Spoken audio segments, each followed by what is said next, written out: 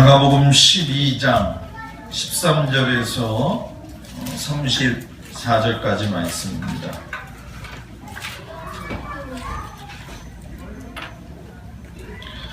마가복음 12장 13절에서 34절까지 말씀.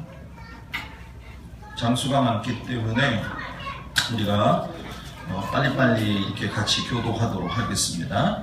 그들이 예수의 말씀을 책잡으려 하여 바리새인과 헤롯 땅 중에서 사람을 보내매 와서 이르되 선생님이여 우리가 아노니 당신은 참되시고 아무도 버릴 일이 없으시니 이런 사람을 왜 물어보지 않고 오직 진리로서 하나님의 도를 가르치시니이다. 가이사에게 세금을 바치는 것이 옳으니까 옳지 아니하니까. 우리가 바치리까 말리까 한데 예수께서 그 외식함을 아시고 이르시되 어찌하여 나를 시험하느냐 데나리오나 나를 가져다가 내게 보이라 하시니 가져갔거늘 예수께서 이르시되 이 형상과 이 그림 누구의 것이냐 이르되 가이사의 것입니다. 이에 예수께서 이르시되 가이사의 것은 가이사에게 하나님의 것은 하나님께 바치라 하시니 그들이 예수께 대하여 매우 놀랍게 여기더라.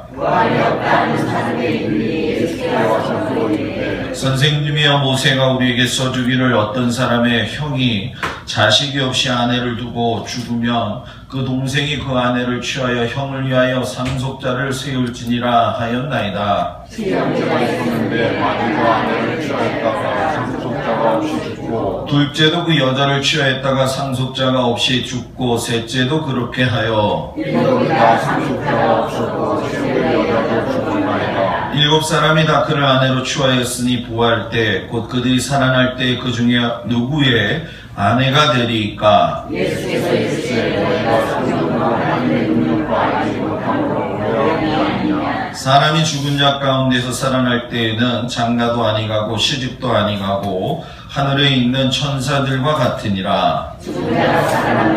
말하는데 너희가 모세의 새끼는 가시라고 떨기에 관한 글에 하나님께서 모세에게 이르시되 나는 아브라함의 하나님이요 이삭의 하나님이요 야곱의 하나님이로다 하신 말씀을 이루지 못하였느냐. 하나님은 죽은 자의 하나님이 아니요 산 자의 하나님이시라. 너희가 크게 오해하였도다 하시니라. 한 사람이 그들이 변론하는 것을 듣고 예수께서 대답하신 줄을 알고 나왔는데 모든 계명 중에 첫 번째가 무엇입니까? 예수께서 대답하시되 첫째는 이것이니 이스라엘아 들으라. 주 곧 우리 하나님은 유일한 주시라. 내 마음을 다하고 목숨을 다하고 뜻을 다하고 힘을 다하고 주님의 하나님을 사랑하시고. 둘째는 이것이니 내 이웃을 내 자신과 같이 사랑하라 하신 것이라. 이보다 더 큰 계명이 없느니라. 소리가 이르되 선생님이여 보시오라 하나님은 한 분이시오 우리를 다른 이가 없다 하신 말씀이 참이니라. 또 마음을 다하고 지혜를 다하고 힘을 다하여 하나님을 사랑하는 것과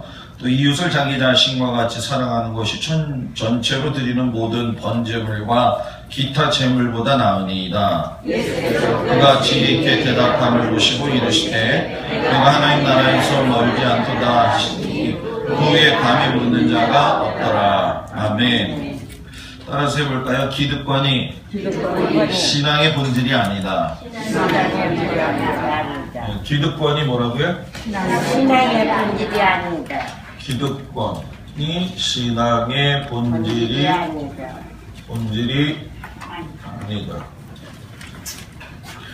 어저께 우리가 제가 한 30분에 걸쳐가지고 이 부분에 대해서 영상 칼럼을 만들어서 썼습니다. 그래서 이걸 더 보시기 원하시는 분들은 그걸 보셔도 되고 오늘 같이 나누는 거를 봐도 될 것 같아요. 성경에 오늘 우리가 읽은 내용 중에 보게 되면은 우리가 제일 흔히 듣는 말이죠. 예수를 안 믿는 사람들도 이 사람들에 대한 존재는 다 알고 있습니다. 왜냐하면 예수님께서 항상 그 부분에 대해서 말씀을 하셨고 그렇기 때문에 어떤 의미에서 본다고 한다면은 가장 오해되고 있는 사람들이고 가장 뭐라고 해야 될까요? 왜곡되어져 있는 부분 중에 한 가지죠. 그런데 이것이 어떤 구조에 의해서 성경이 쓰여져 가느냐, 제가 요즘 여러분들한테 나누고 있는 내용들을 보게 되면은 성경 안에 있어서의 그 핵심이 되는 부분들, 배경에 대해서 얘기를 제가 제일 많이 하고 있는데, 예를 들어서 제가 도표를 한번 그려볼게요.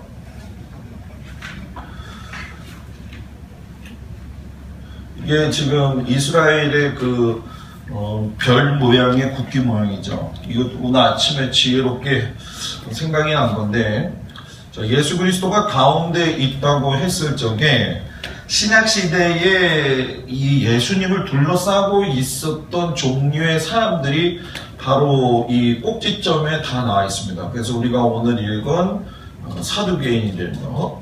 그래서 사두개인이라고도 하고 사두개파라고도 이야기를 하고, 그리고 바리새인이라고도 이야기하면서 바리새파라고도 이야기를 하죠.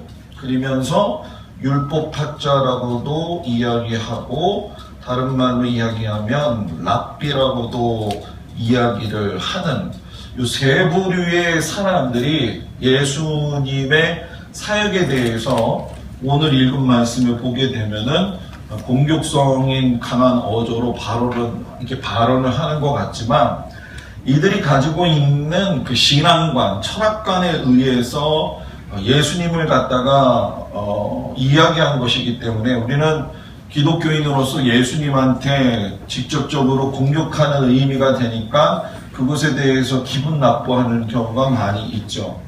그리고 세 가지의 꼭지점이 있는데, 우리가 잘 알고 있는 것처럼 수많은 사람들이 예수님을 갖다가 쫓아다녔다는 거예요.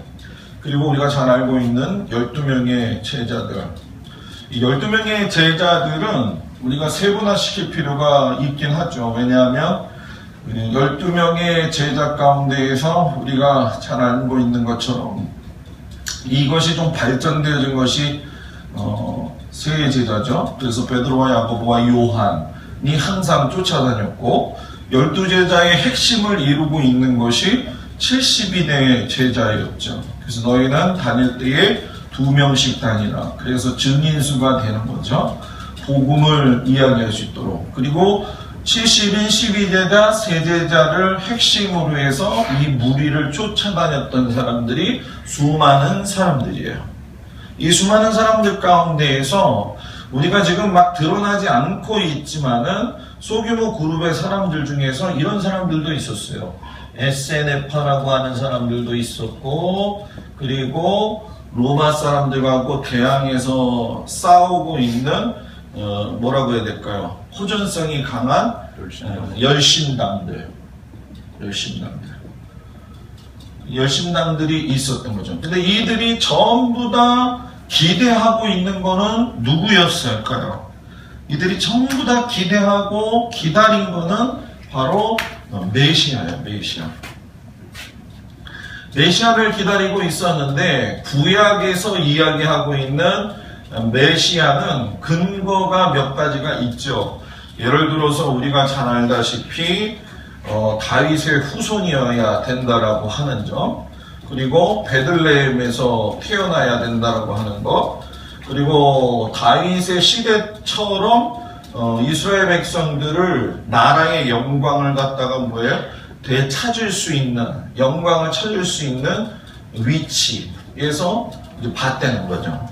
그러니까 이런 사람들이 각자의 그 상에서 예수님을 봤다고 한번 여러분들이 생각을 해보자는 거예요.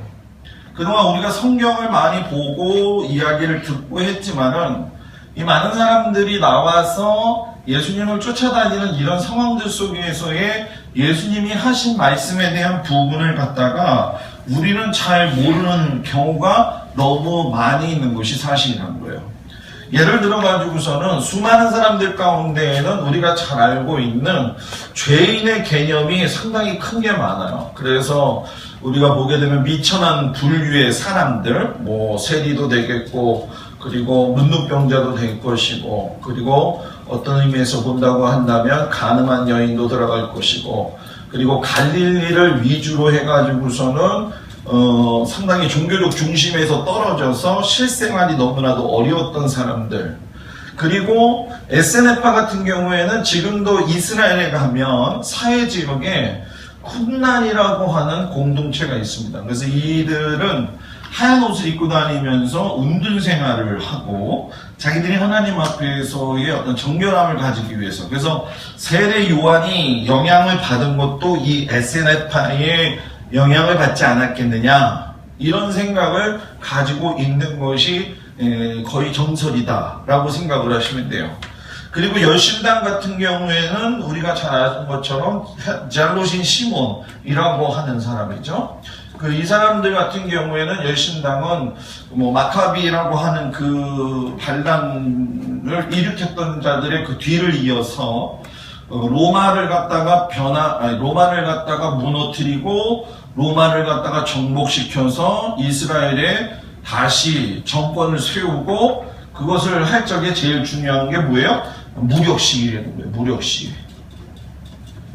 무력시위를 통해서. 그리고 지금 12명의 제자들 같은 경우 3명의 제자, 70인의 제자 증인들은 실상 예수님의 그 사역 이전에 영향을 받은 사람이 세례 누구예요? 요한이었어요.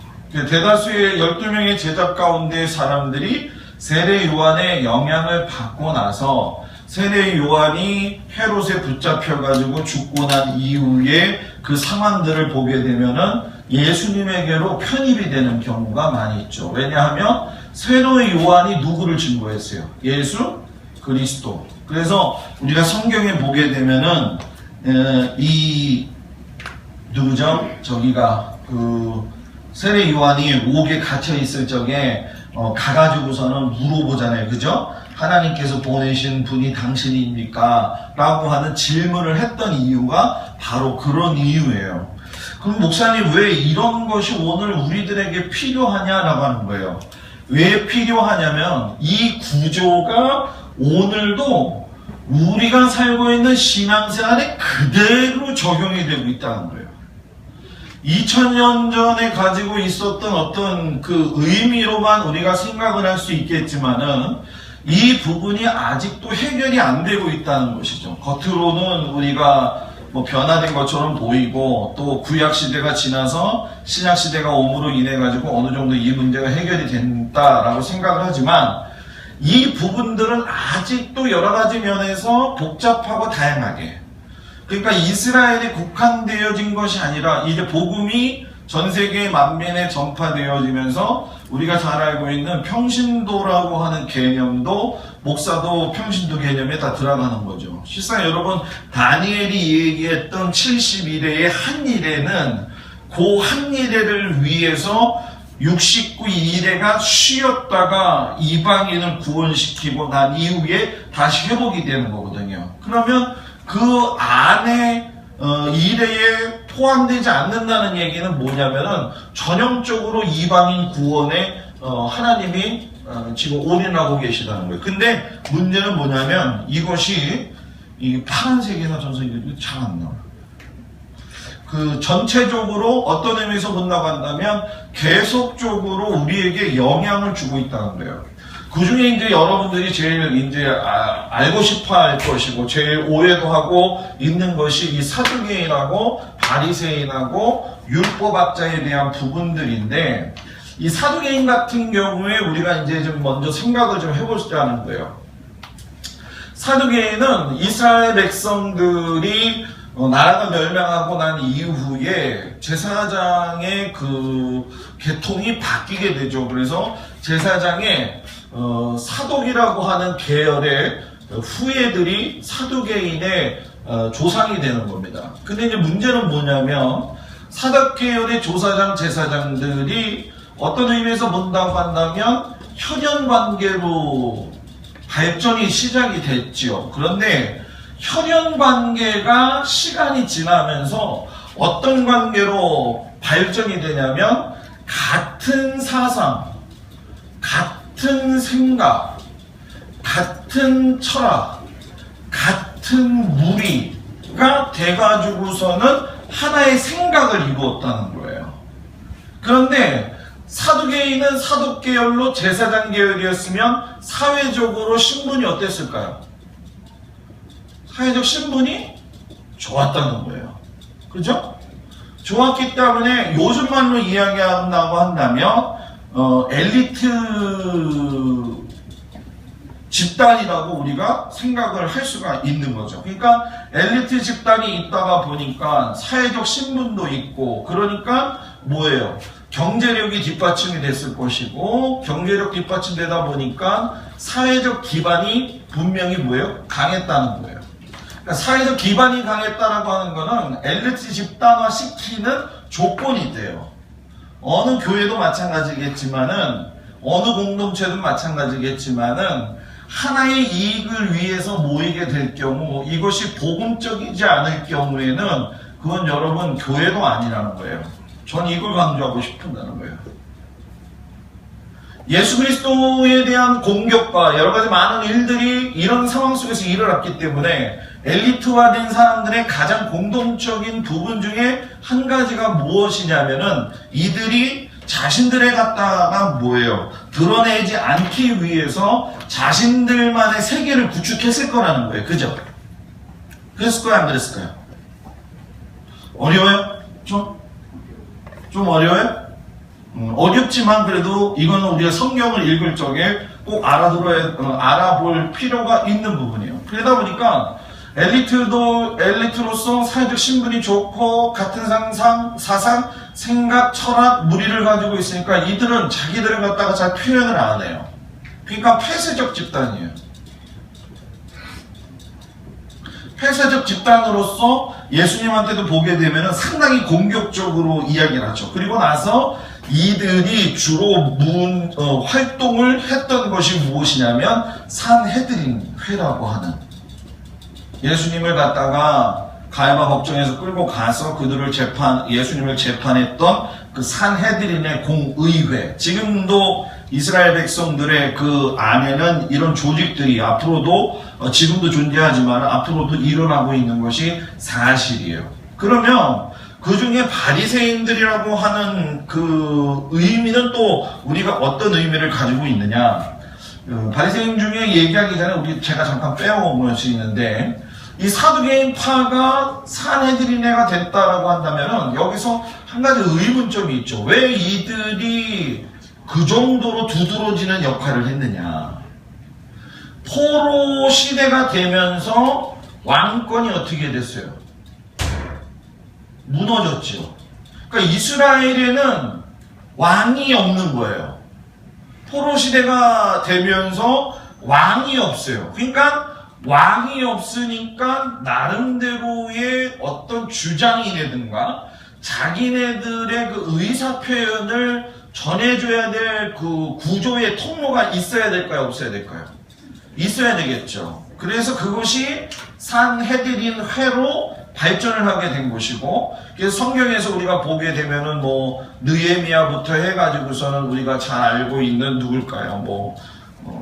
느헤미야, 에스라 같은 사람들, 이 사람들이 각 족장에서 집합 가운데서 나오죠.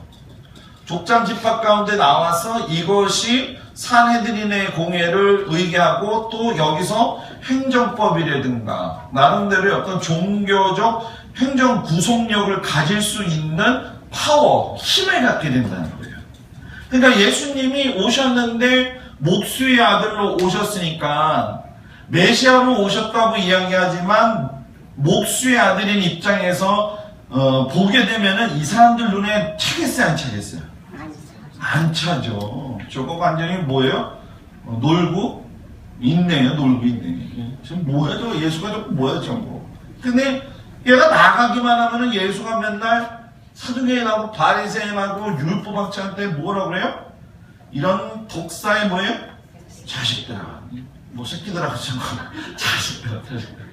이런 독사의 자식들아라고 얘기하니까 이 사람들 입장에서는 이거를 듣는 것이 좋을까요? 안 좋을까요? 기분이 또 나쁜 거죠, 기분이 너무. 내가 언제 예수한테 너한테 그런 얘기를 들을 만할 정도의 그런 사람들이냐, 우리가.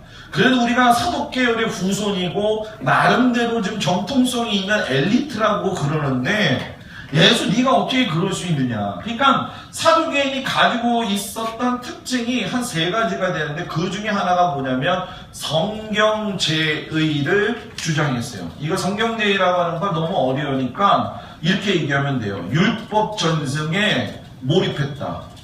자, 율법 전승에 몰입했다라는 얘기는 무슨 얘기냐면 문자적으로는 율법을 그대로 믿었다는 거예요.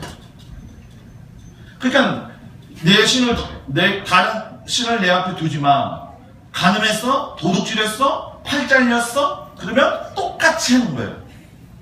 돌 던져 죽여버려. 왜? 율법에 그렇게 써있으니까 쓰는 대로 하라는 거예요. 무슨 의미가 되죠? 무슨 의미인지 아시겠죠? 그러니까 눈에는 눈, 이에는 이로 같다는 거예요. 그리고 이들이 이런 것들을 합리화시키기 위해서는 뭐예요? 제사장 규정이 있어야 돼요. 우리가 뭐 성경에서 제사장에 대한 이야기를 많이 하고 있지만 제사장이 율법하고 연계가 돼 있으면서 이것을 실천할 수 있는 어떤 원동력, 근원이 되는 사람들이기 때문에 너희들이 철저하게 지켜야 된다라고 하는 것들을 갖다가 확고하게 가지고 있었던 사람들이 사두개인이었다는 거예요. 그래서 이 안에 성경의 율법 전승이 있고 율법을 지켜야 된다. 무엇대로? 문자대로 지켜야 된다. 눈에는 눈, 이에는 이. 제사장이 이걸 실천해야 된다. 그러면은 이것이 뭐가 되는 거예요? 종교적 재판 기준이 되는 거죠. 종교적 재판 기준, 재판법이 되는 거예요. 그러니까 예수님을 가야바의 법정으로 데리고 왔다라고 했을 적에 그 법정이 바로 뭐예요? 산헤드린 회가 되는 거예요. 가야바의 법정. 대제사장 가야바. 무슨 얘기 이해가 되시죠? 예수님이 붙잡혀 가셔가지고 있었던 거. 근데 문제는 뭐냐면 이들이 가지고 있었던 거는 뭐예요? 폐쇄적이긴 하지만은 죽일 수 있는 권리가 있어요, 없어요? 권리가 없어요. 사형제도를 할 수가 없어요. 사형제도를 할 수 있는 거는 누가 할 수 있느냐? 당시에 이 이스라엘 땅을 갖다가 집권하고 있었던 누가? 로마가 할 수 있었다는 거예요. 그러니까 자신들이 생각하는 율법 전승에서 문자적으로 보고 종교적 재판에서 보면 예수는 죽여야 되는 거예요. 그런데 이게 오늘날 우리 한국교회 안에도 있을까 없을까요? 있다는 거예요. 교회가 성장을 하면서 제일 중요한 거는 교회가 복음 안에서 하나가 되는 거예요. 복음 안에서 하나가 된다는 건 예수 그리스도 안에서 하나가 된다는 얘기예요. 그러면 복음 안에서 예수 그리스도 안에서 하나가 된다는 얘기는 뭐냐면 하나님의 마음을 알게 된다는 거예요. 자, 하나님의 마음을 알게 되는 것과 율법을 아는 곳에서는 차이가 있어요. 왜냐하면 구약에서는 율법을 받아들일 적에 하나님이 법을 둠으로 인해서 하나님의 자녀가 살아가야 될 법, 명령, 규칙을 주신 거지만 복음을 통해서 예수 그리스도를 통해서 하나님의 마음을 알게 하셨다는 것은 여러분 뭐가 되는 거예요? 예수 그리스도가 나를 위해서 죽으셨다는 걸 믿고 그 예수 그리스도의 죽음이 나를 살리신 것에 대한 감사가 있고 은혜가 있고 기쁨이 있고 평안이 있고 그런 것들이 복음에서 예수 그리스도 안에서 그러니까 교회가 세워져서 주일날 예배를 드리러 와요. 드리러 왔을 적에 우리 교회는 그래도 한 100명 정도가 모여서 예배를 드릴 적에 어느 정도의 어떤 차별화된 집단이나 공동체 구성원이 지금 안 이루어지고 잘 하나로 이렇게 가고 있지만 보이지 않게 여러분들 속에서도 엘리트적 사고방식을 가지고 있는 사람들이 분명히 있을 것이고 나름대로의 내가 가지고 있는 틀 안에서 자기의 신앙적 형성을 가지고 남들과는 내가 다르다라는 생각을 가지고 있는 경우가 있다 없다? 있다라고 하는 거예요. 그러면 우리 교회가 이런 문제가 봉착이 된다고 한다면 큰 교회들의 입장에서 한번 우리가 생각을 해보자는 거예요. 그러면 큰 교회 같은 경우에는 뭐 이루 말할 수 없는 거죠. 그래서 우리가 여기서 나오고 있는 것들이 뭐냐면 저도 제가 목사지만 목사를 갖다가 이야기할 적에 뭐 혈연으로 따지기도 하고 학연으로 따지기도 하는 것이고 이 틈에서 또 장로님들이나 평신도들이 여러분 뭡니까? 또 하나의 공동체를 이익집단으로 만드는 거예요. 그러니까 지방이 문제가 되는 것이고 교회가 문제가 되는 거예요. 이게 없으면 이런 일이 없는 거예요. 진정한 하나님의 나라가 있으면 이걸 추구하지 않는다는 얘기예요. 맞아요? 틀려요? 졸려요? 네? 맞아요, 틀려요? 맞잖아요.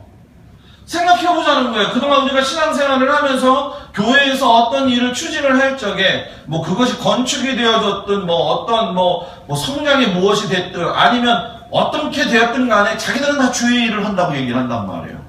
다 주의 일을 한다고 얘기하는데 나타나는 결과는 다 이거예요. 이게 하나도 없어요. 교회가 고민해야 되고 성도가 고민해야 될 문제가 이거 아니겠냐는 거예요. 목사가 오늘 주일 예배를 아침에 드릴 적에 오후 예배 왜 이렇게 없어요? 그런 거 얘기한다는 것 자체가 창피한 거예요. 부끄러운 거예요. 지켜야 될 거 지켜야 되고 가르칠 거 받아야 되는 거고 가야 될 거 가는 거고 복음대로 살아가야 될 거 살아가는 거 이게 진짜 예수 그리스도의 사람이 아니겠냐는 거예요. 나 혼자 또 열이 나기 시작을 한 거예요 지금? 네? 나 혼자? 네? 나는요 요즘 잠이 안 와요. 권사님들 장로님들 저 목사님은 무슨 불면증이 많아서 그런 거야. 나는 진짜 교회를 주님의 교회로 생각을 해요.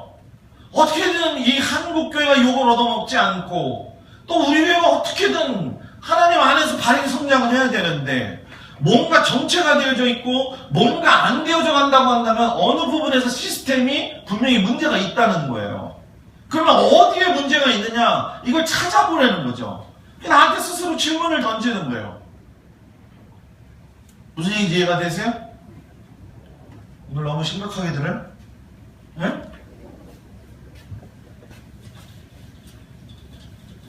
자, 그런 의미에서 본다고 한다면 생각해보자는 거예요. 바리새인들 같은 경우에는 여러분 우리가 잘 알고 있지만 이 사두개인 사람들은 여러분 AD 70년 로마가 멸망시키고 난 다음에 완전히 사두개인들 자체가 뭐예요? 사라졌어요. 존재가 사라져버렸어요. 찾을 수가 없는 거죠. 찾을 수가 없어요.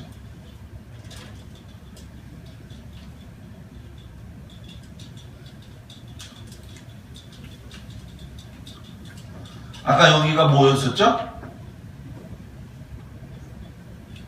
아까 뭐였었어요? 12제자, 그죠? 그리고 3제자, 그리고 70인제자.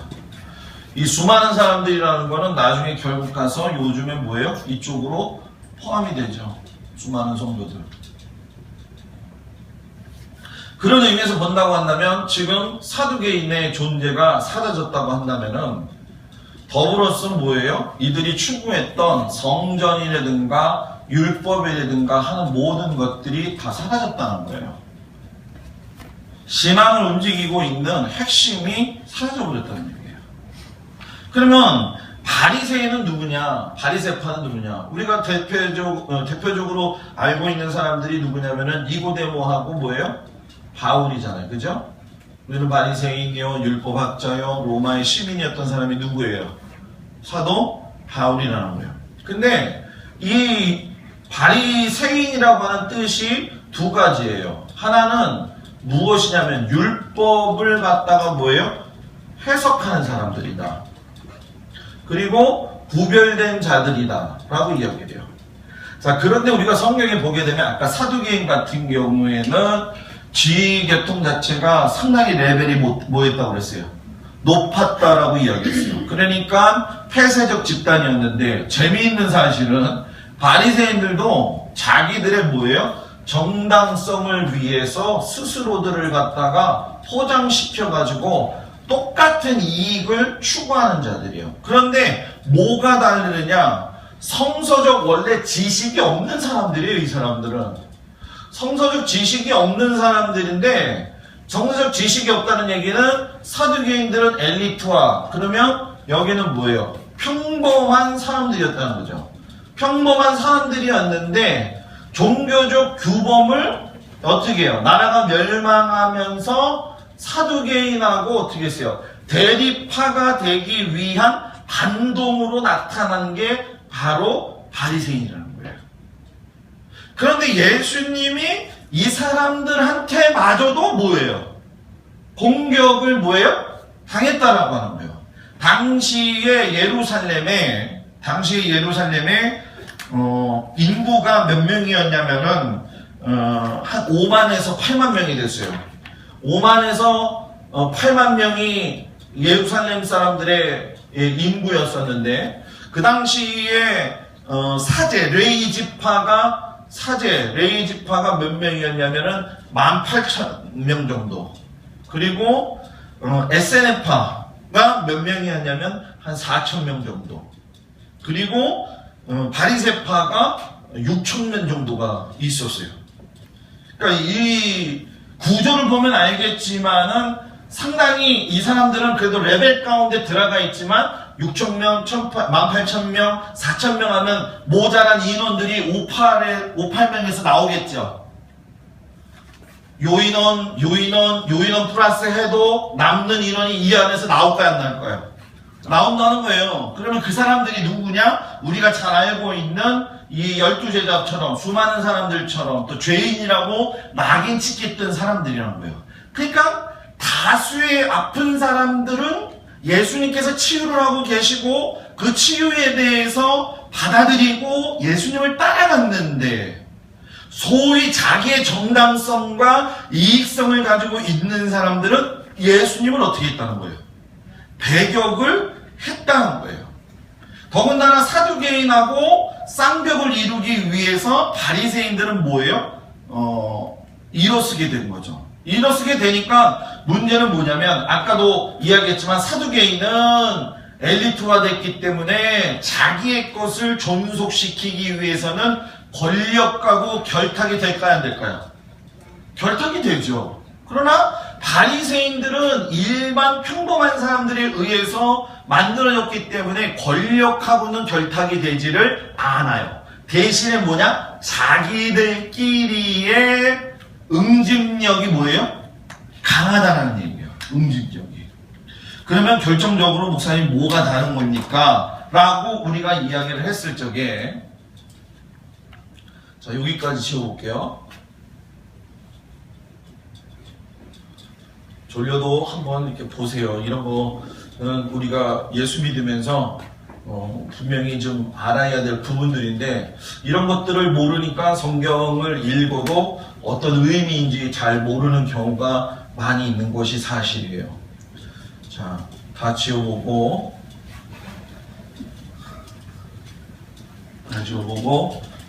여러분들 성경 많이 읽잖아요. 근데 그냥 읽으면 안 된다는 거예요. 자, 막 씹어 먹으라고 하잖아. 씹어 먹으라고. 바리새파가 주장하는 것이 있을 거란 말이에요. 그리고 사두개파가 주장하는 것이 있을 거라는 거예요. 근데 이것이 똑같은 것이 아니라는 거예요. 확연하게 다르다는 거예요. 예를 들어서 어떤 거냐면 율법에 대한 문제예요.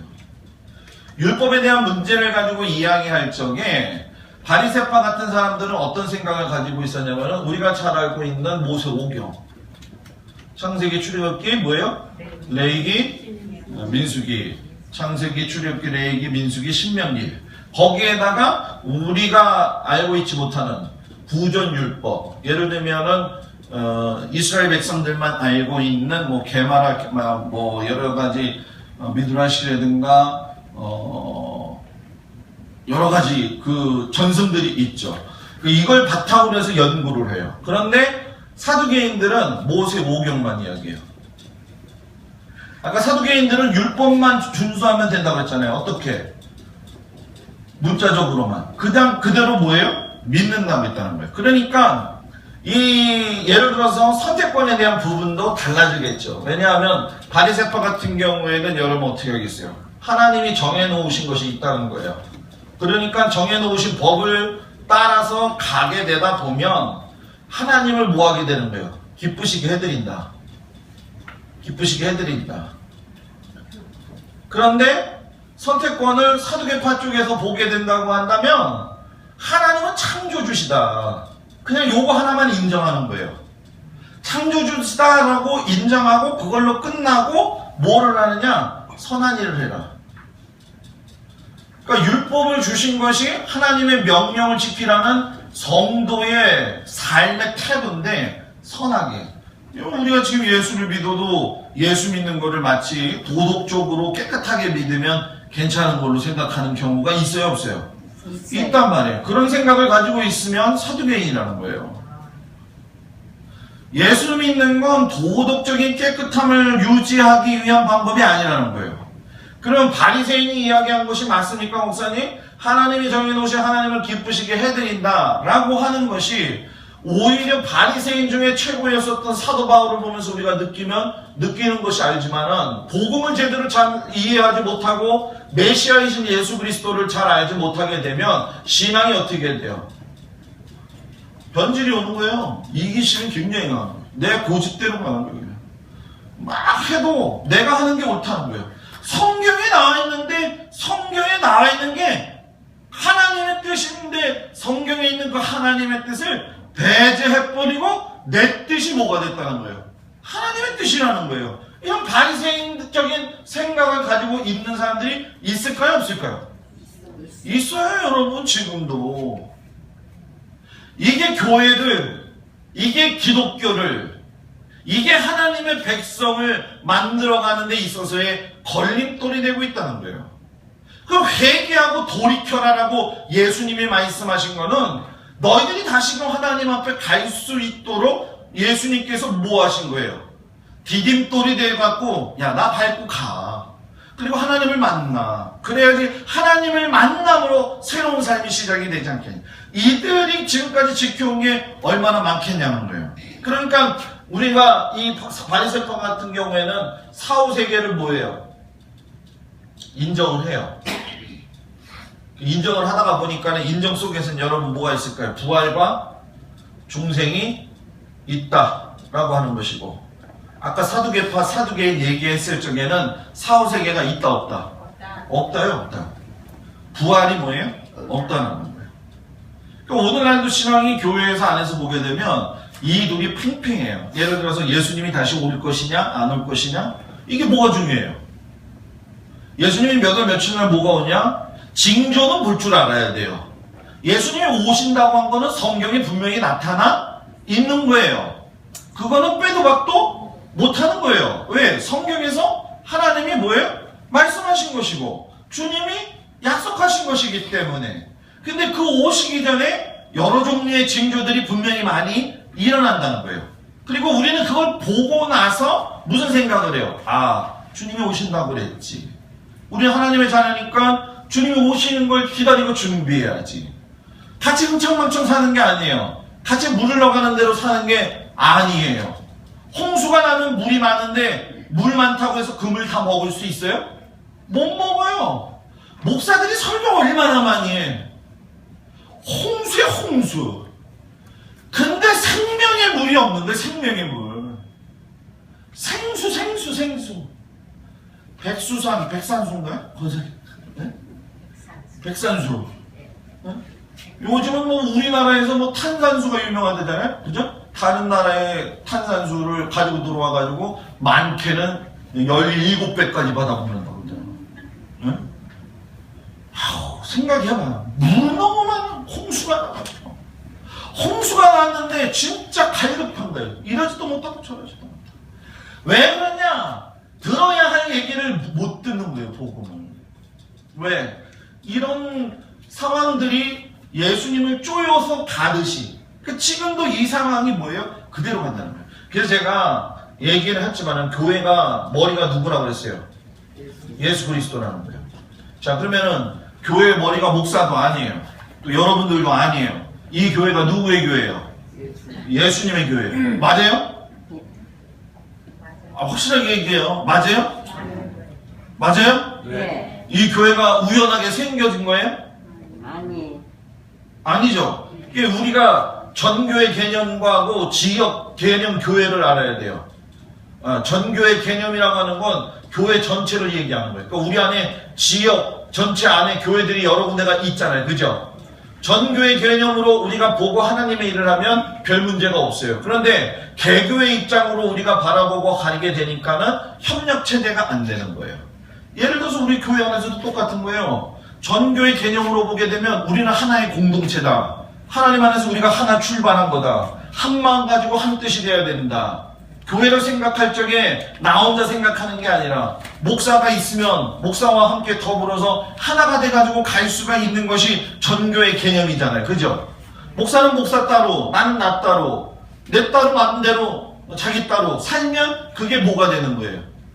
개교의 개념이 되는 거잖아요. 교회는 그렇기 때문에 전교의 개념이 돼야 돼요? 개교의 개념이 돼야 돼요? 전교의 전성도 개념이 있어야 되는 거예요. 우리가 주님이 몸 대신 교회의 머리다. 거기에 목사도 순종할 수 있어야 돼요. 여러분들도 순종할 수 있어야 돼요. 하나님의 말씀이 이거라고 하면은 우리의 이익이나 모든 권익을 내려놓고서는 하나님의 방법대로 가는 거예요. 그 방법대로 가는 훈련이 안 돼 있으니까 고집들이 생기는 거예요. 그리고 자기 마음대로 해석을 하는 거예요. 그러다 보니까 하나님이 기뻐하시는 일을 하지 못하면서도 자랑스럽게 얘기하잖아요. 그죠? 나는 주님의 충성어린 사람이라고. 그죠? 그게 아니라는 거예요. 그래서 오늘 우리가 보게 되면 이제 이 정도만 여기까지는 얘기를 하고 율법학자가 있어요. 율법학자. 그죠? 율법학자 얘기했어요? 안 했어요? 제가? 아직 안 했죠. 아까 율법학자를 뭐라고도 이야기했다? 율법학자를 라삐라고도 이야기를 했다. 제가 그런 얘기를 했죠. 율법학자는 바리새파가 아니에요.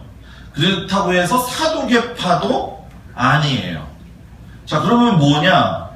바나바도 율법교사였고 바울도 율법학자였다. 이렇게 얘기를 한단 말이에요. 그러면 이 얘기가 어떻게 성립이 되느냐 하면은 도표를 그려본다면 이게 참 도표 그려서 설명하는 게 어려운 건데 사두개인이 엘리트 집단이라고 쳤을 적에 바리새인들은 뭐예요? 밑에 사회계층 속에 있는 뭐예요? 낮은 지위에 있는 뭐예요? 사람들이라고 생각을 하면 돼야 안 돼요? 된다는 거예요. 그러면 사두개인이 이렇게 공간을 이루고 있고 바리새인이 이렇게 공간을 이루고 있다고 한다면 율법학자는 이 가운데 있는 거예요. 그래서 율법학자로서 우리가 느낄 수 있는 것 중에 하나가 뭐냐면 랍비라고 이야기를 하는데 어떤 사람은 사두개인이면서 제사장 계열 속에서의 율법학자들이 나타나기도 하고 또 바리새인 중에 바리새인이요 율법학자 중에 율법학자고 사도 바울 같은 경우에도 자기가 뭐예요? 장막을 짓는 일들을 했잖아요. 그죠? 그죠? 그런 것들을 보게 되면 전체적으로 중간에 걸쳐 있는데 문제는 뭐냐 하면 사두개인은 나중에 사라져요. 바리새인도 사라져요. 이 랍비라고 하는 개념이 우리가 잘 알고 있는 지금의 이스라엘을 갖다가 존속시켰던 그러니까 디아스포라가 돼가지고 멀리 흩어졌을 때에도 여러분 어떻게 했어요? 이스라엘을 갖다가 존속을 시켰단 말이에요. 그런데 문제가 뭐냐면은 이 당시에 로마에서 성경, 이 구약이라고 하는 것은 잘 알다시피 히브리어로 되어 있는 것이고 예수님 당시에 언어들은 여러분 우리가 잘 알다시피 뭐예요? 아람어가 되어 있단 말이에요. 그죠? 히브리어 딱 그러면 벌써 경건하잖아요. 그죠? 그죠? 야훼, 엘로힘, 뭐 여러 가지 이야기. 예를 들어서 코리아 같은 경우도 이거를 히브리어로 바꿔서 쓰면은 어떤 뜻이 되냐면은 하나님께 부름받은 자들, 부름을 받은 자들 이렇게 바뀌거든요. 코리아 원 뜻이. 그러니까 우리나라에 대한 하나님의 계획도 엄청나게 큰데 이런 거 잘 안 가르치잖아요. 그죠?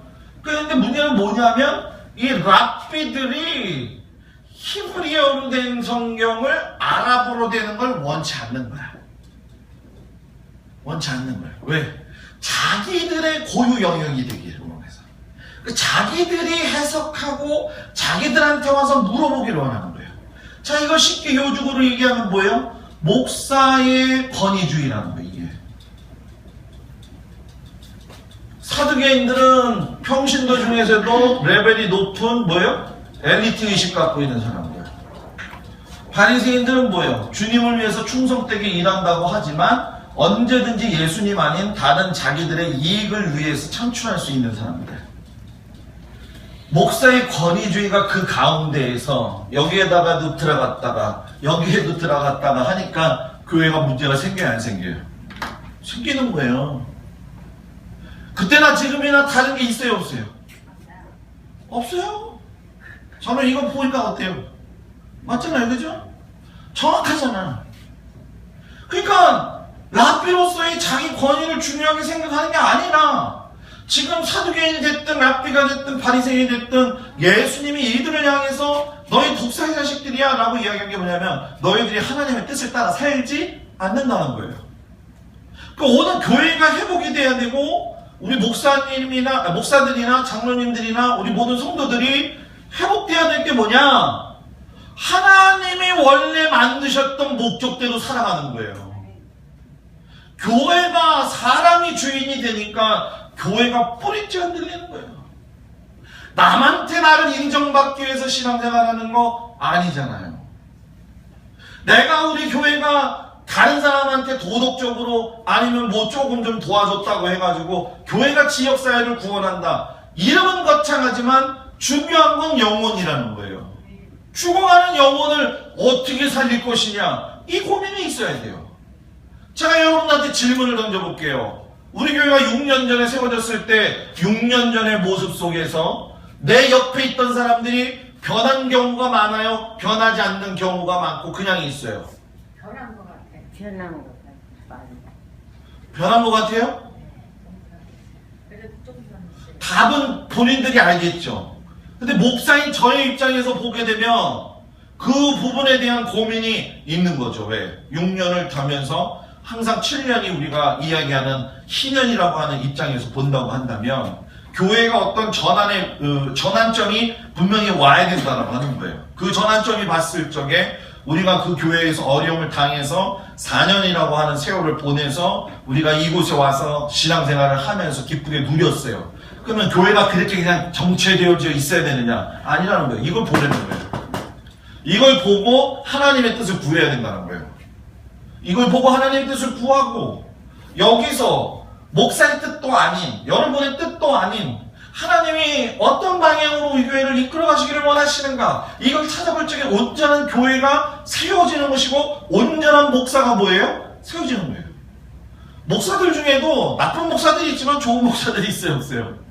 있어요. 장로님들도 순수한 사람들이 있어요, 없어요? 있어요. 그러니까 정치하는 목사님들, 정치하는 장로님들이 있는 것처럼 그런 거잖아요. 양면성이 있는 거잖아요. 그죠? 별로예요? 네? 그리고 성도도 마찬가지잖아요. 그죠? 내가 오래 생활을 했는데 말이야, 신앙생활. 네? 이 정도 됐으면 되잖아요. 저는 적어도 예수를 믿으면 3년 이상 지나게 되면은 어느 정도 시점에서는 변화되는 모습이 보여야 된다고 생각해요. 3년이 지났는데도 불구하고 뭔가 우리가 나타나지 않는다고 한다면 3년이라고 하는 시간을 통해서 예수님은 엄청난 일을 이루어내셨는데 근데 우리는 예수님이 아니잖아요, 목사님. 누가 예수님하고 같이 살래, 예수님처럼? 그게 중요한 게 아니라 원래 예수님이 누구의 뜻을 따랐다? 하나님의 뜻을 따랐다. 오늘 우리가 따라야 될 것도 누구의 뜻을 따라야 되느냐? 하나님의 뜻을 따라야 된다. 교회는 성도는 하나님이 부르시고 선택한 믿음의 재단이다. 믿음의 재단이다. 이게 오늘 우리 교회에 필요한 거예요. 오늘 우리 교회에 필요한 거예요. 우리가 이런 것들을 새겨놓고 보면서 목사인 저를 점검을 하고 또 여러분들을 점검할 수 있는 기회가 되고 또 우리가 나아갈 방향을 생각을 좀 해보고 그리고 어떻게 하나님의 방법대로 우리가 이끌어가면서 이런 퇴색되어져 버리는 삶 속에서 우리의 인생을 적용하지 말고 정말 우리가 새로운 피조물로서 하나님 앞에 새롭게 태어난 사람들이라고 한다면 어떻게 우리가 이렇게 살아야 될 것인가? 어떻게 살아야 될 것인가? 주님 앞에 이 문제를 놓고 간절히 기도하는 모습들이 우리 안에 있기를 주의 이름으로 축복을 드립니다. 아멘. 정말로 하나님이 원하시는 이 기득권. 그래서 제가 오늘 설교 제목을 원래는 기득권이 신앙의 본질이 아니다 이렇게 하려다가 이렇게 하려고 한 게 아니었어요. 원래 오늘 설교 제목은 뭐냐면 그 사람을 아십니까? 이거였거든. 그 사람. 그래서 그 사람은 아십니까? 해놓고니까 좀 이상해. 그래서 두 번째 설교 제목을 바꿨어요. 당신은 누구시길래? 라고 바꿨다가 또 너무 세상적일 것 같아가지고 그래 이게 낫다. 기득권이 신앙의 본질이 아니다. 교회에서 기득권 찾으면 안 돼.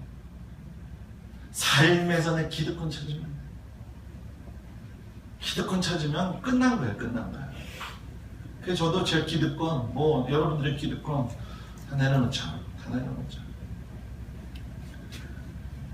오늘 목사님이 혼자 또 지금 흥분해가지고 이런 뭐가 있나 그렇게 생각하시는 분도 있겠지만 그런 거 생각하지 말고 아니 그냥 그런 거 생각하지 말고 이 말씀만 그냥 빨아들이세요. 말씀만 그냥 빨아들이세요. 기득권이 나의 신앙의 본질은 아니다. 이 말씀을 부여잡고 믿음의 삶을 살아가는 저와 여러분들이 되기를 주님의 이름으로 간절히 축복을 드립니다. 우리 다 같이 기도하겠습니다. 은혜로우신 아버지 하나님, 주께서 우리의 삶